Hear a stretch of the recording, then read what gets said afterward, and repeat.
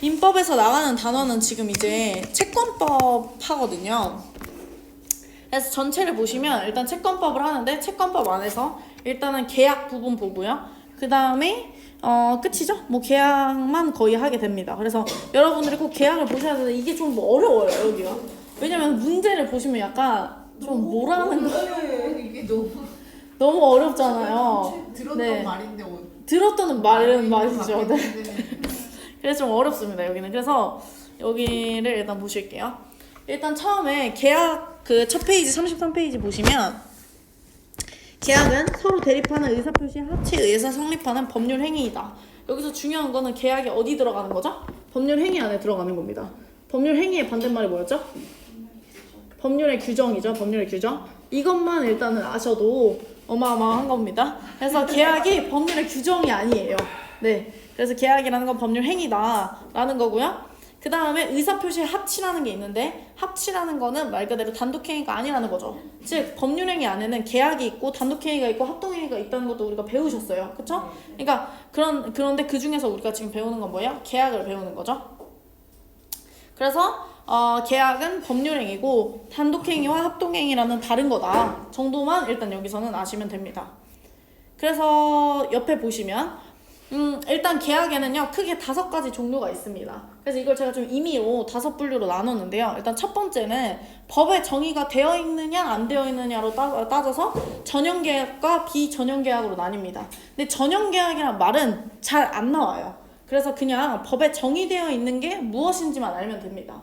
그래서 여기 보시면 매매, 교환, 증여, 임대차, 그다음 소비대차, 사용대차 이거는 많이 앞으로도 들으실 거예요. 그래서 많이 들으실 거기 때문에 여기서 굳이 외우실 필요는 없는데 문제가 나오긴 나와요, 여기서. 그래서 예를 들면 뭐 매매는 법에, 민법에 정의되어 있는 거다 라고 얘기를 했을 때 O를 치실 수 있으면 됩니다. 그렇기 때문에 뭐가 있는지는 아셔야 되는데 뭐가 있는지 아실 때 여행 이런 건 잘 안 나와요. 그래서 도급이나 제일 많이 나오는 게 현상광고, 임차 이런 것들이 많이 나옵니다. 임대차, 뭔가 있는 차는 민법에 없다는 우리가 인식이 좀 있거든요. 아 이거는 약간 뭔가 보충하는 규정이다라는 생각을 하는데 임대차 이런 것들 다 있습니다. 그래서 그런 걸로 되어 있기 때문에 전형계약이라는 건 이게 민법에 정의되어 있다 정도만 아시면 일단 되고요. 전형계약이란 말 자체는 별로 크게 중요하진 않습니다. 두 번째 보시면 채무가 일방이냐 쌍방이냐에 따라서 채무라는 거 권리와 의무죠. 권리와 의무가 일방이냐 쌍방이냐에 따라서 쌍무계약과 편무계약으로 나뉜다고 첫 시간 했습니다. 저희. 그렇기 때문에 쌍무계약과 편무계약에 따라서 쌍무계약은 채무를 일방이냐 쌍방이냐고요. 편무계약이라는 거 쌍방이냐는 거고요. 편무계약이라는 건 권리나 의무가 둘 중에 하나씩만 존재한다는 거죠. 그래서 우리가 편무계약이라고 얘기를 하는데 여기서 또 중요한 게 요 예시가 더 중요해요. 매매계약은 쌍무계약이다. 오! 하실 수 있으면 됩니다. 근데 이게 어려워요. 왜냐면 이게 내용이 엄청 많잖아요. 그렇기 때문에 이게 좀 어렵습니다. 그래서 매매 갈 때 이 매매 계약은 쌍무계약이며 유상계약이며 낙선계약이며 일시적 계약이다 라는 거를 여러분들이 외우셔야 돼요. 각각 그때마다. 근데 이것도 이제 생각을 해보면 됩니다. 매매라는 건 당연히 권리와 의무가 동시에 생기잖아요. 그렇기 때문에 우리가 쌍무계약이라고 한다. 이게 중요하고요. 쌍무계약이 되는 순간 나오는 문제가 뭐죠? 동시이행의 항변권과 위험부담입니다. 이것도 외우셔야 돼요. 이 정도는. 왜냐면 그래야지 헷갈리잖아요. 쌍무계약이라는 걸 나오는 순간 동시이행의 항변권. 근데 이것도 생각해보면 쌍무계약이라는 건 양방향이 해줄 게 있다는 거예요. 양방향이 해줄 게 있다는 건 동시에 해야겠죠. 그래서 이행의 항변권이라는 게 있고요. 동시에 하다 보면은 시간차가 조금 생길 수 있기 때문에 그런 거를 우리가 뭐라고 해요? 위험부담이다 라고 얘기를 합니다. 그래서 쌍무계약이라는 건 동시에 해야 되기 때문에 동시이행 항변권과 위험부담이 존재하는 거다라는 거고요. 편무계약에는 증여와 사용대차 현상광고가 있습니다. 사실 현상광고가 그렇게 부동산에서 중요한 게 아니거든요. 근데 그렇게 많이 나와요. 그래서 현상광고라는 건 편무계약이다 정도만 아시면 됩니다.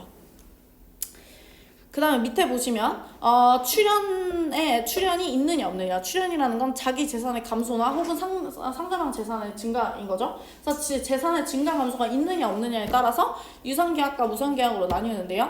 유상계약이라는 거는 출연이 있다는 거죠. 내 재산이 감소하고 상대방 재산이 증가하는 그런 것들 우리가 유상계약이라고 하고, 무상계약이라는 건 그런 게 없는 거죠. 근데 여기서 제일 중요한 게 이제 증여예요. 증여를 보면 뭔가 내가 이렇게 주는 거잖아요. 그럼 이걸 뭔가 내 재산이 감소하고 상대방 재산이 증가한다고 생각을 하는데 이건 대가를 받은 게 아니잖아요. 대가를 받은 게 아니기 때문에 증여는 무상계약으로 갑니다. 그래서 문제는 맨날 무상계약이 유상계약이다라고 하는 게 제일 많이 나오거든요. 그래서 무상계약이 꼭 그 증여가 무상계약이다라는 것만 아시면 될 것 같습니다. 그래서 이렇게 보시면 되고요. 그래서 쌍무계약과 유상관계를 봤을 때는 쌍무계약은 모두 다 유상계약이라고 했고요. 유상계약은 모두 쌍무계약이진 않을 수도 있다 그랬죠. 그래서 그거까지만 확인하시면 될 것 같아요. 그래서 이것도 제가 OX 퀴즈에 냈던 것 같아요. 그 다음에 인도까지 하여야만 계약이 성립하느냐에 따라서 네 번째로 낙선계약과 요물계약으로 나뉘는데요. 낙선계약하고 요물계약은 말 자체로 딱 우리가 구분하기 어렵기 때문에 얘는 단어 자체를 좀 아셔야 돼요. 낙선이라는 거는 인도만 해도 괜찮다는 거고요. 요물이라는 건 물이 그 물건 물자리예요. 물건 물이거든요. 그러니까 물건까지 줘야 된다는 거예요. 그럼 얘는 뭐까지 해야 돼요? 인도까지 해야 되는 겁니다. 그래서 얘는 오케이만 하면 안 되고 낙성이라는 건 말 그대로 낙성은 우리가 말로만 한다는 거거든요. 낙선계약이라는 건 말로만 오케이만 한 거고 요물계약이라는 건 물건이 움직여야 돼요. 그러니까 뭐가 돼요? 얘는 인도까지 필요한 거죠. 그래서 요물계약은 꼭 외우셔야 돼요. 거기서 여기 얘기하셨죠? 현대계보라고. 그래서 현상광고랑 대물변제, 계약금 계약하고 보증금 계약이 요물계약으로 나오는데 얘는 맨날 나옵니다. 맨날 나와요.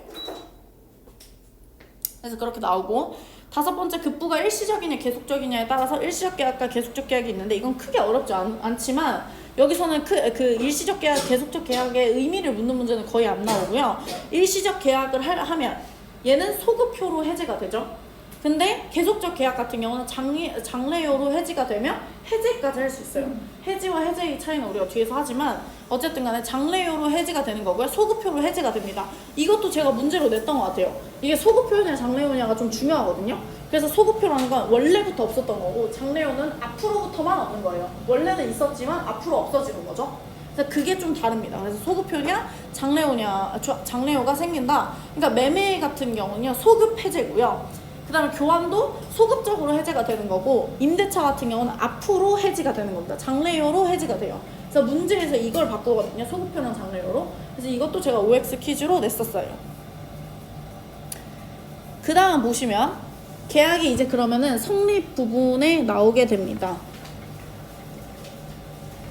일단 성립 부분에서는 유효, 무효 문제가 가장 많이 나오거든요. 그래서 오른쪽 박스 제가 보시면 법률행위에는 성립과 불성립의 문제가 있고 성립 안에 성립이 돼야지만 유효, 무효의 문제가 우리가 발생한다고 했었잖아요.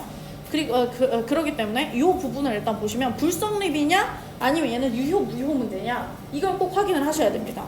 그래서 일단 처음에 보시면 계약은 서로 대립하는 의사표시 합치로 인해서 우리가 계약이 성립한다 라고 얘기를 하는데요. 그럼 의사표시가 합치가 안 되면 불성립인 거죠. 그래서 불성립이라서 옛날에 우리가 저번에도 이거 예시를 했었어요. 1억에 살래? 8천만 원 살게 라는 거는 우리가 계약이 불성립한 거잖아요. 그래서 얘는 불성립 문제로 가는 거다 라고 해서 이게 보통 예시가 나오고요. 얘는 불성립이다 뭐 이렇게 나와요. 그래서 그걸 찾는 문제가 많이 나옵니다. 그 다음에 계약이 성립하기 위해서 두 의사표시가 내용적으로 일치하여야 되고 이걸 우리가 객관적 합치라고 하죠. 그다음 두 의사표시의 상대방이 일치하여야 하는 게 이제 주관적 합치라고 합니다. 근데 객관적 합치나 주관적 합치란 말 자체는 엄청 구분하지는 않아요. 그래서 얘는 그냥 이런 것들이 있다. 내용이 일치하는 걸 우리가 객관적, 상대방이 일치하는 걸 주관적이라고 한다 정도까지만 아시면 될 것 같아요. 그래서 합의가 되면 우리가 계약이 성립했다고 하고 합의가 안 되면 우리가 불합의이기 때문에 계약 불성립인데요. 계약 불성립은 또 크게 두 가지로 나뉘어요. 그래서 얘는 좀 나뉘는 게 너무 많아요. 그래서 좀 힘들지만 어쨌든 합의라는 건 그래서 객관적 합치랑 주관적 합치가 이루어져야지만 합의거든요. 그럼 객관적 합치랑 주관적 합치 중에 하나라도 이루어지지 않으면 우리가 불합의로 갑니다. 그래서 이거는 계약이 불성립하게 되는데 여기에선 당연히 취소와 무효 문제가 발생하지 않죠. 이런 패턴을 되게 좋아하거든요. 우리가 계약 불성립에서는 취소 무효 문제가 발생하지 않는다 라는 요런 그런 지문을 엄청 많이 내요. 뭐 어떤 때에는 어떤 문제가 발생하지 않는다 이런 말들이 정말 많이 나오기 때문에 얘도 요런 패턴이 좀 중요합니다. 그래서 얘는 의식적 불합이라는 거는 1억에 할래? 8천에 할게 이거는 사실 내용이 안 맞는 거잖아요. 명확하게 말하면 안 불합이라는 건 의식적 불합이라는 건 객관적으로 합치가 안 된 거죠. 그리고 옆에 보시면 무의식적 불합의는 숨은 불합이잖아요. 그럼 얘는 객관적 합치도 아니고 주관적 불합치도 아니에요. 완전 별도의 내용인 거죠. 그래서 우리가 모르는 상태에서 불합의가 되는 거니까 무의식적 불합이라고 합니다. 근데 이걸 구분하라고 문제가 안 나오거든요. 그래서 그냥 여러분들이 100달러가 US 달러고 얘는 홍콩 달러라고 얘기를 하면 그냥 불합이죠. 그럼 이 예시를 통해서 얘는 취소와 무효 문제는 발생하지 않는 거예요.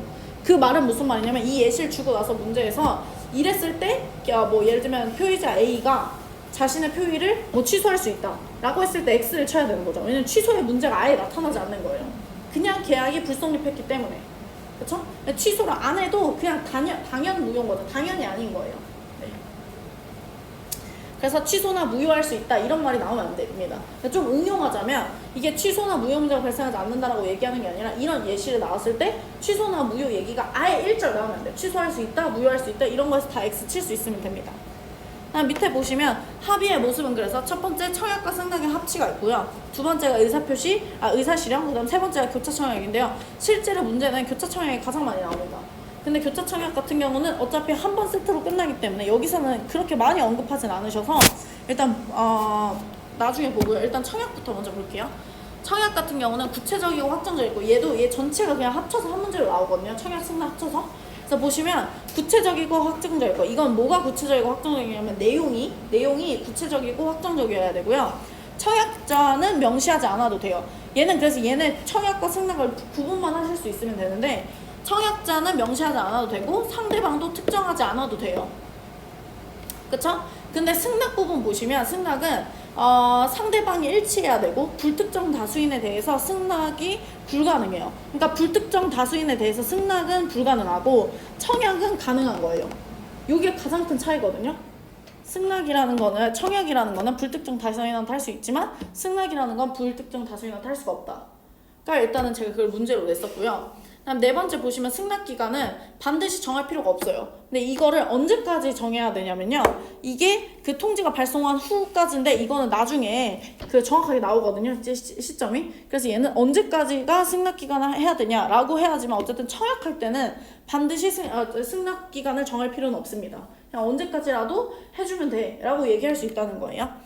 그 다음에 효력 같은 경우는 효력 발생 시기는 상대방에게 도달한 때입니다. 이것도 좀 문제가 나중에 좀 파생이 되는 게 뭐가 나오냐면 도달이 언제가 도달이냐 라는 게 나오는데 그래서 이게 가장 원칙이 뭐죠? 그 통지가 발송한 후에 사망하거나 제약 능력자가 되어도 의사표시 효력에 영향을 미치지 않는다고 했는데요. 이게 무슨 말이냐면 상대방한테 도달하는 순간 바로 효력이 발생하기 때문에 의사표시자가 예를 들면 그 통지를 발송한 후에 죽어도 상관없다는 거예요. 왜냐면 상대방한테 도달이 되면 바로 효력이 발생하기 때문에. 그래서 그렇게까지만 아시면 되고요. 형식적 효력이라는 건 비철회성, 구속력이 있는 거고요. 그 다음에 실질적 효력 같은 경우 승낙 적격, 승낙 능력이 있느냐라고 하는데 이런 건 문제가 잘 안 나오기 때문에 이 위에 부분만 확인하시면 돼요. 이게 다 합쳐서 한 문제로 나옵니다.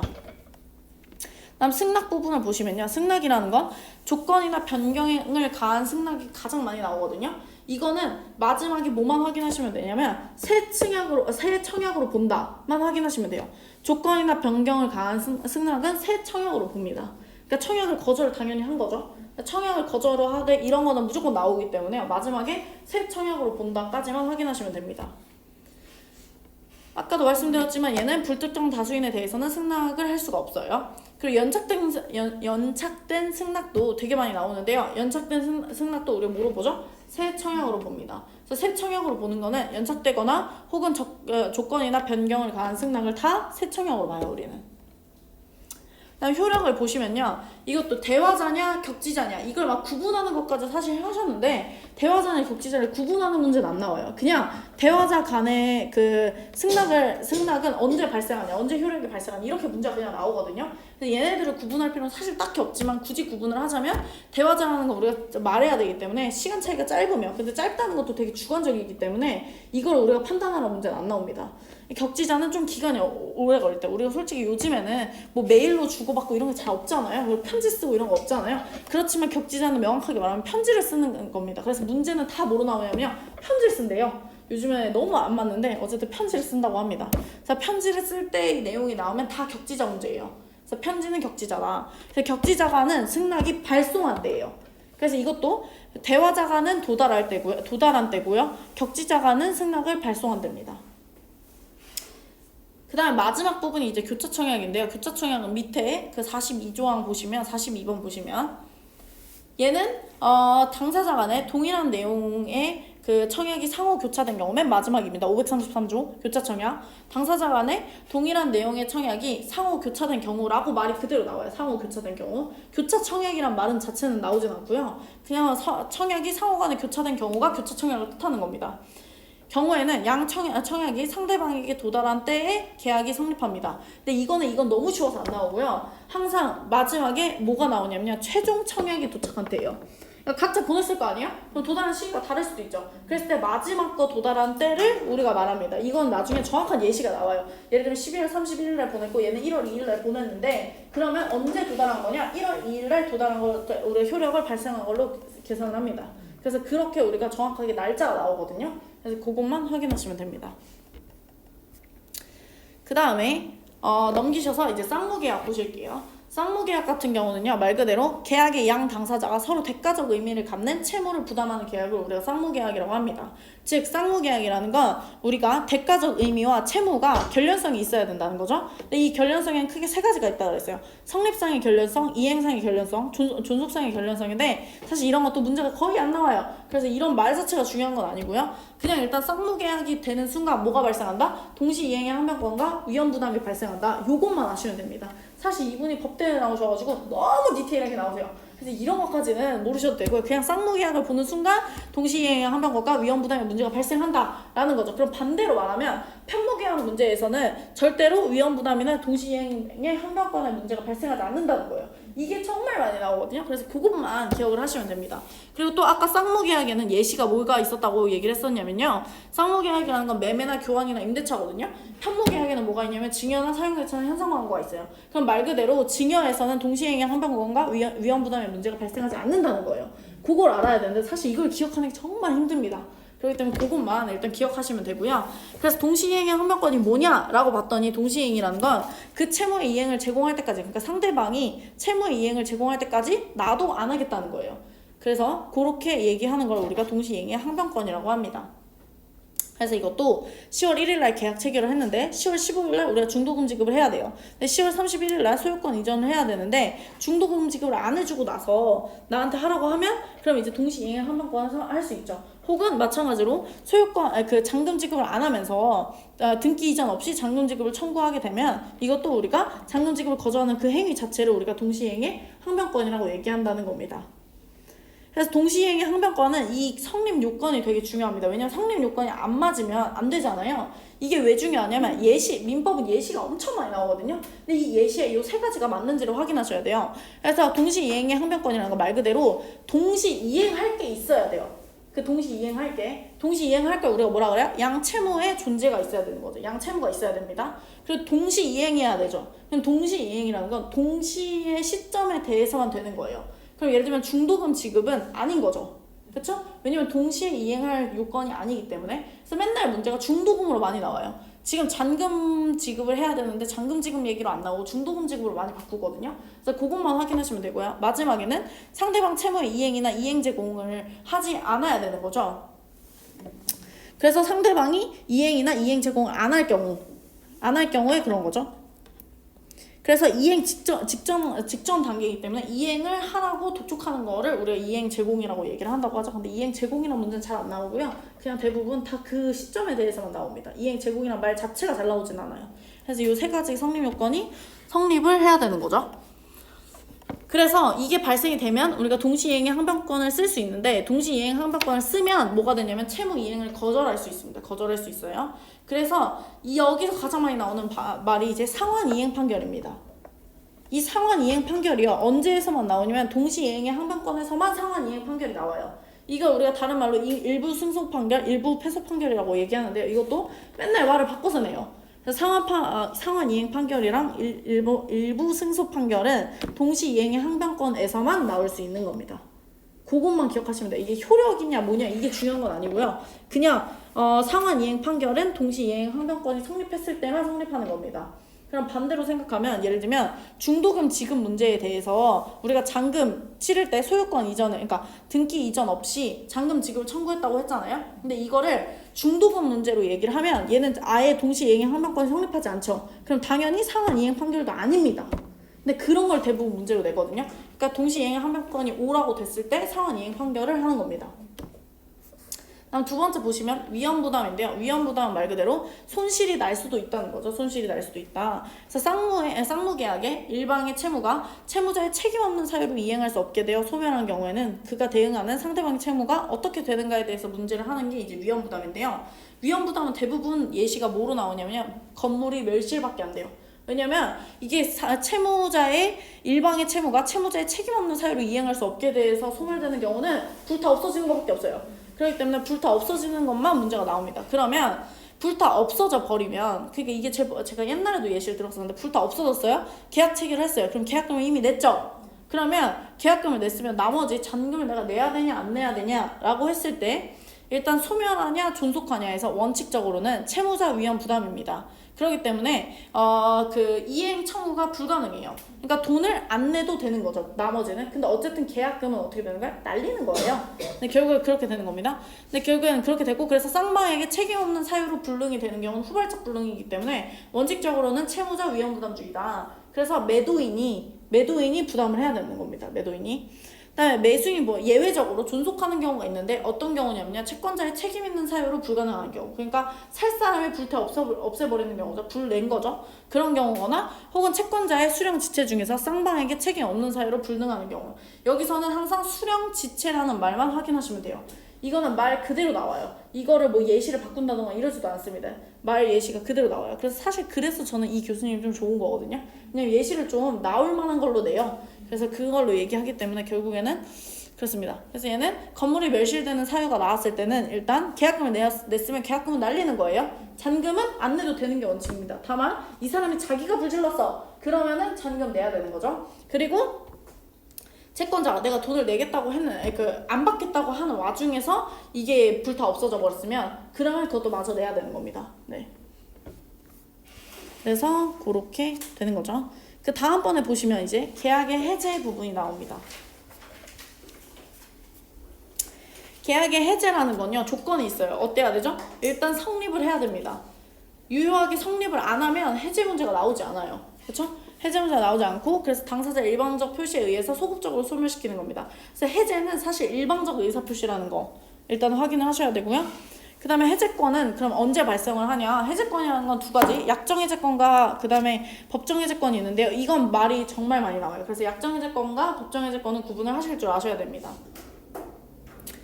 그래서 약정해제권 보시면 약정해제권은 법률 행위로 인한 해제죠. 그래서 얘 같은 경우는 지금 계약에 의해서 해제가 되면 누가 되는 거죠? 약정해제권이 되는 겁니다. 계약은 우리가 법률 행위잖아요. 그러니까 그렇게도 적용이 되셔야 돼요. 근데 법률의 규정에 의해서 해제는 법정해제권이라고 얘기를 합니다. 그래서 채무 불이행을 한다거나 혹은 사정명령, 그 다음 담보책임이 있는데요. 이것도 외우셔야 돼요. 법정해제권 안에는 채무 불이행과 사정명령과 담보책임이 있다. 그래서 채무 불이행 안에는 또 뭐가 있죠? 이행지체와 이행불능과 불안정 이행이 있잖아요. 이것도 외우셔야 됩니다. 네. 그리고 이행지체라는 건 뭐냐? 말 그대로 지체하는 거예요. 그럼 낼 수 있는데 안 주는 거잖아요. 그렇기 때문에 최고라는 건 우리 뭐라 그랬죠? 독촉하는 거라 그랬죠? 독촉하고 나서 기간이 경과해야 해제하는 겁니다. 이행불능은요, 최고 없이 곧바로 해제하는 거기 때문에 최고 없다는 거는 말 그대로 바로 해제할 수 있는 거죠. 근데 이때는 채무자의 책임 있는 사유인 경우에만 해제할 수가 있습니다. 채무자의 책임 없는 사유이면 당연히 얘는 해제할 수 없고 어떤 문제로 가죠? 위험 부담 문제로 갑니다. 왜냐면 얘는 쌍무계약이기 때문에 그런 거죠. 그래서 이것도 정말 내용이 많잖아요. 법정해제권 안에는 채무불이행과 사정명령과 담보책임이 있고, 채무불이행 안에는 이행지체와 이행불능과 불완전 이행이 있고, 이행지체에서는 최고를 해야 되고, 이행불능은 최고가 없어야 되고 이래야 되는 거죠. 그럼 책임 없는 사유로 가게 되면 어디로 가야 돼요? 위험부담 문제로 간다. 이게 사실 한 번에 다 외우셔야 되는 거예요. 힘듭니다. 네. 담보책임은요, 매매의 목적이 된 권리나 물건에 하자가 있는 경우를 우리가 담보책임이라고 얘기하는데요. 이게 뭐 건물 멸실된 거죠. 그런 것들 얘기하는 겁니다. 그 다음에 이 해제권을 행사를 하려면요, 상대방에 대한 일방적 의사표시로 하면 되고요. 철회하지 못한다만 나옵니다. 문제는 사실. 그래서 철회하지 못하는 거 정도만 확인하시면 됩니다. 그래서 그 해제가 우리가 행사를 하게 되면 효과가 어떻게 되냐? 첫 번째, 계약이 어떻게 돼요? 소급적으로 소멸해요. 아까 우리 하셨죠? 소급적으로 소멸된다고, 계약이. 근데 계약은 소급적으로 소멸되고요. 그다음 두 번째 이제 원상회복 문제가 나오고 세 번째 손해배상 문제가 나옵니다. 이것도 정말 많이 나와요. 그래서 첫 번째 보시면 계약의 소급적 소멸 보시면 채권과 채무가 소멸되는 경우에는 이행하지 않는 채무가 있고 이행한 채무가 있잖아요. 이행하지 않는 채무는 이행할 필요가 없고 이것도 우리 자동으로 나온다고 얘기를 했었는데 기억하실지 모르겠어요. 첫 번째 시간에 채권과 채무가 소멸되면 이행하지 않는 의무는 이행할 필요가 없고 이행한 의무에 대해서는 부당이득 반환의 문제가 생긴다. 이거 했었거든요. 그래서 그거 그대로 나오는 겁니다. 그렇기 때문에 부당이득 반환을 안 하게 되면 이게 뭐가 나오는 거예요? 원상회복 문제가 나오는 거예요. 그래서 원상회복 두 번째 부분을 보시면요.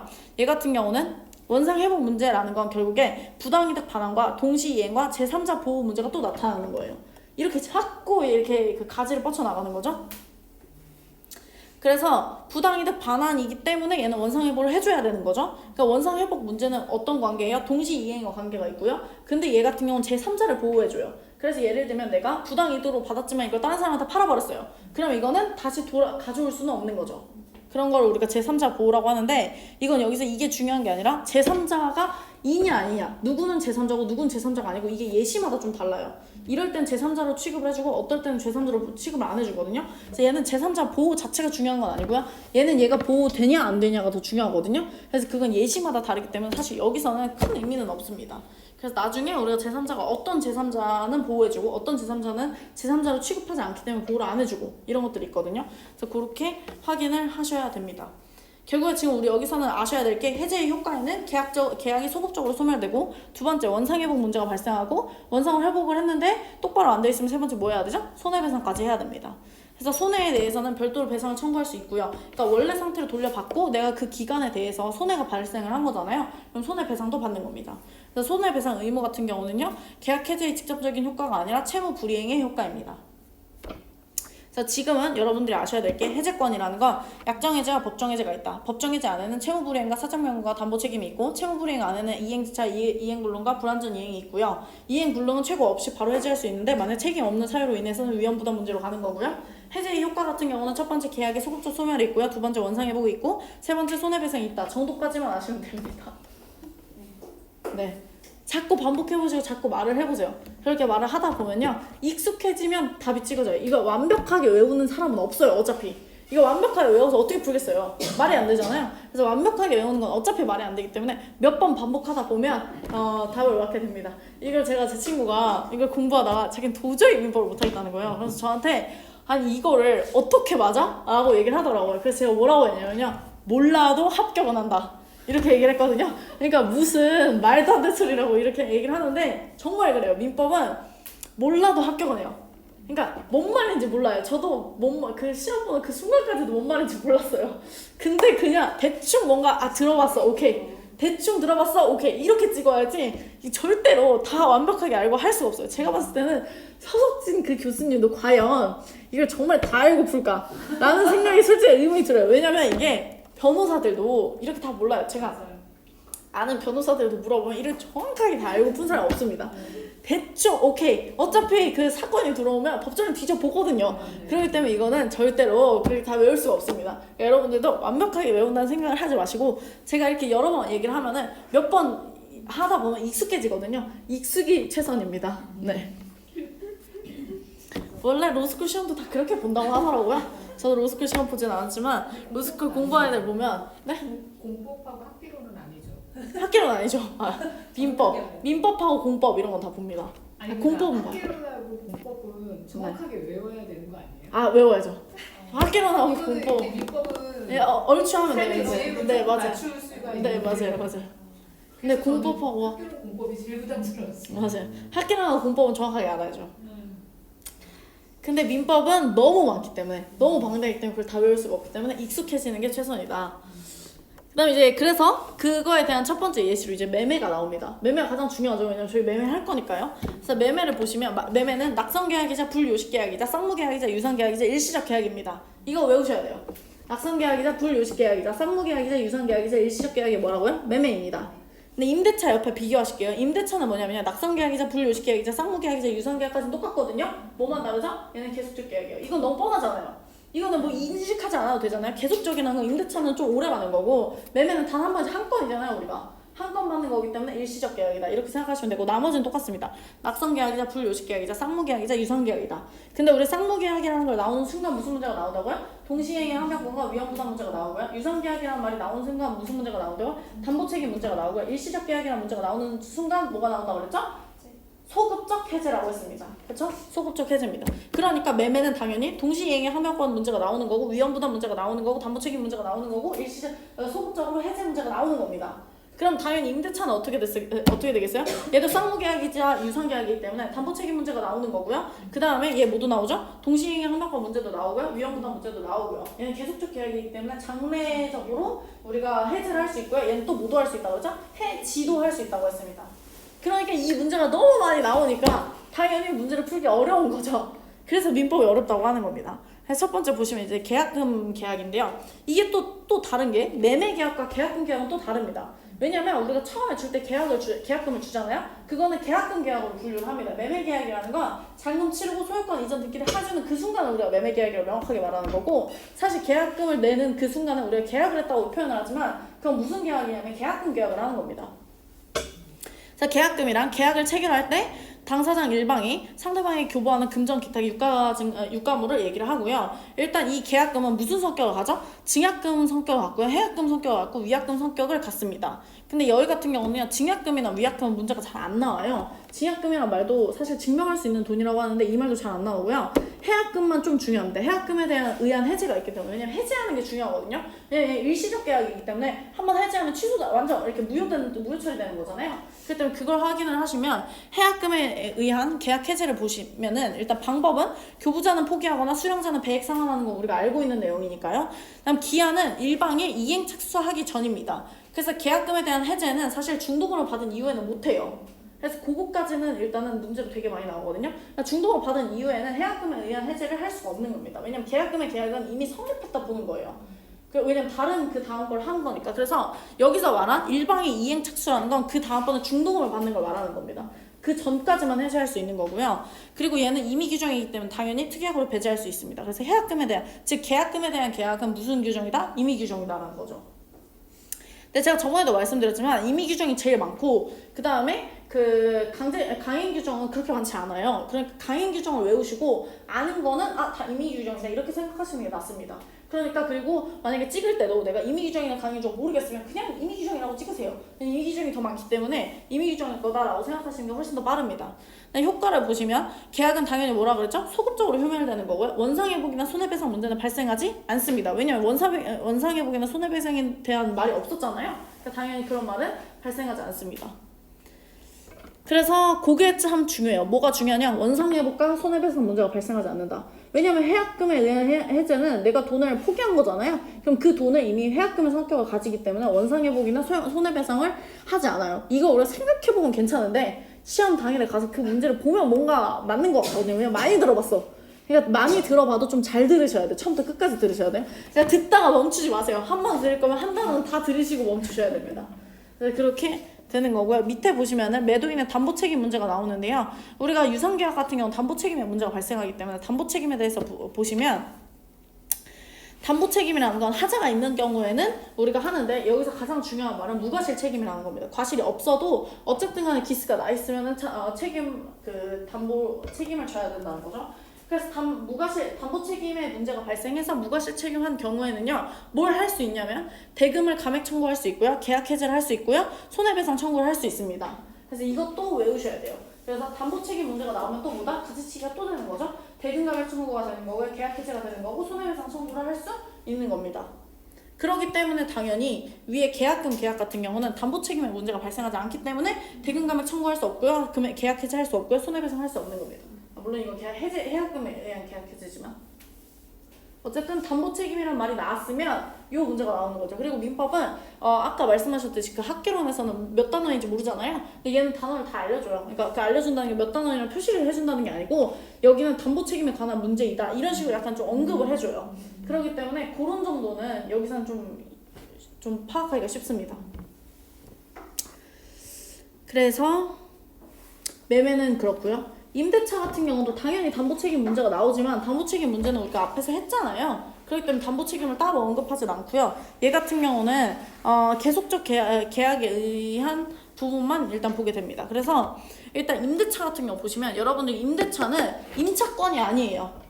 그쵸? 그거를 확인을 일단 하셔야 됩니다. 왜냐면 우리 지금 배우시는 건 채권 파트예요. 임차권은 물건이죠. 그래서 임차권과 임대차는 명확하게 다르다라는 걸 일단 아셔야 되고요. 임차권을 강화하는 게 그래서 우리가 민법 채권의 물권화라고 얘기하거든요. 채권의 물권화라는 문제가 말이 나오면 다 뭘 생각하셔야 되냐면 임대차 생각하셔야 돼요.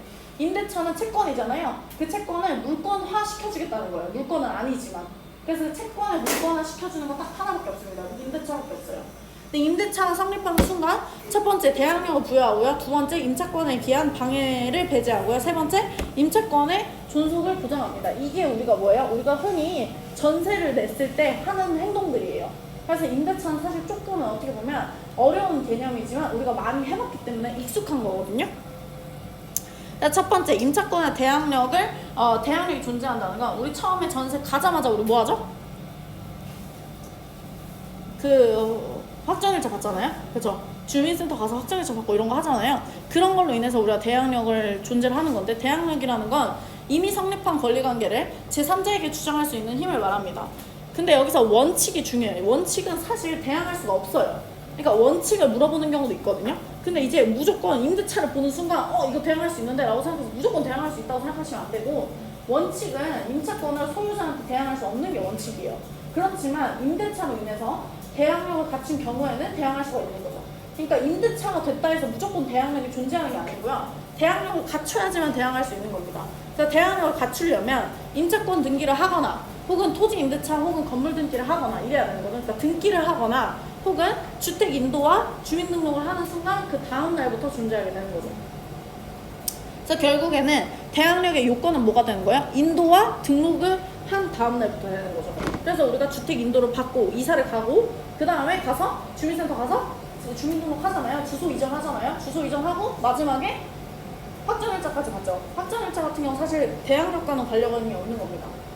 그거 우선 변제권 때문에 하는 거잖아요. 그래서 우선 변제권 때문에 하는 거기 때문에 확정일자까지 여기서 나오는 건 아니고요.